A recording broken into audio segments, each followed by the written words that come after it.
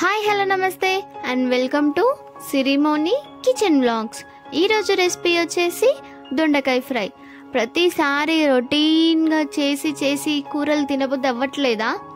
అయితే ఒక్కసారి నేను చూపించే విధంగా ఇలా ట్రై చేసి చూడండి, చాలా బాగుంటుంది.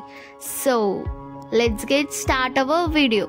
ఇంకో చిన్న రిక్వెస్ట్ ఏంటంటే, వీడియోలోకి వెళ్ళే ముందు please do like, share and subscribe to my channel and supporters. చాలా మంది వీడియో చూస్తున్నారు కానీ లైక్ చేయట్లేదు. సో ప్లీజ్ లైక్ చేసి షేర్ చేయండి. So let's get start our video. First ఒక కడాయి తీసి స్టవ్ పై పెట్టి అందులో 2-3 టేబుల్ స్పూన్ ఆయిల్ వేయండి. ఇందులో ఆయిల్ ఎంత ఎక్కువ ఉంటే ఫ్రై అంత బాగుంటుంది. ఇప్పుడు అందులోనే మనం ఫస్ట్ కట్ చేసి పెట్టుకున్న దొండకాయలన్నిటినీ అందులో వేయండి. ఇలా పొడవుగా కట్ చేసుకోవడం వల్ల మన ఫ్రై చాలా టేస్టీగా ఉంటుంది. సో ఆయిల్ మొత్తం పట్టేదాకా ఒకసారి బాగా కలిపి క్యాప్ పెట్టి ఒక 5-10 మినిట్స్ లో ఫ్లేమ్లో పెట్టి వేయించుకోండి. ఈ దొండకాయలు లో ఫ్లేమ్లో పెట్టి వేయించుకుంటేనే పర్ఫెక్ట్గా ఉడుకుతాయి. లేదంటే హై ఫ్లేమ్లో పెట్టి తొందరగా చేయాలనుకుంటే అస్సలు బాగుండదు కర్రీ. సో ఇలానే చేయండి, చాలా బాగుంటుంది.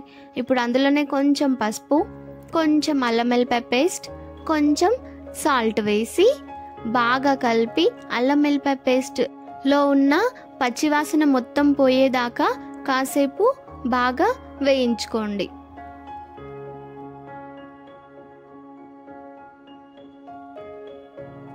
చూసారా ఎలా మంచిగా వేగిందో? ఇప్పుడు అందులోనే కొంచెం కారం వేసి బాగా కలిపి ఆ కారం కూడా కాసేపు దొండకాయలకు మొత్తం పట్టేదాకా వేయించుకోండి. చూసారా ఎలా మంచిగా దొండకాయ కనిపిస్తుందో? ఇప్పుడు అందులోనే కొంచెం ధనియా పౌడర్ వేసి అది కూడా ఒక 2 మినిట్స్ బాగా కలిపి మగ్గనివ్వండి. చూసారా దొండకాయలు ఎంత మంచిగా వేగుతున్నాయో? ఇలా కొంచెం ఆయిల్ బయటికి వచ్చేదాకా వేయించుకోండి. మన దొండకాయలు పర్ఫెక్ట్గా ఉడికినట్టే.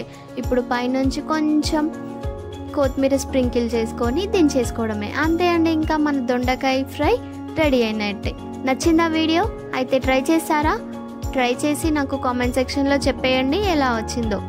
So please do like, share and subscribe to my channel Sirimoni kitchen vlogs. Thank you for watching. Bye bye.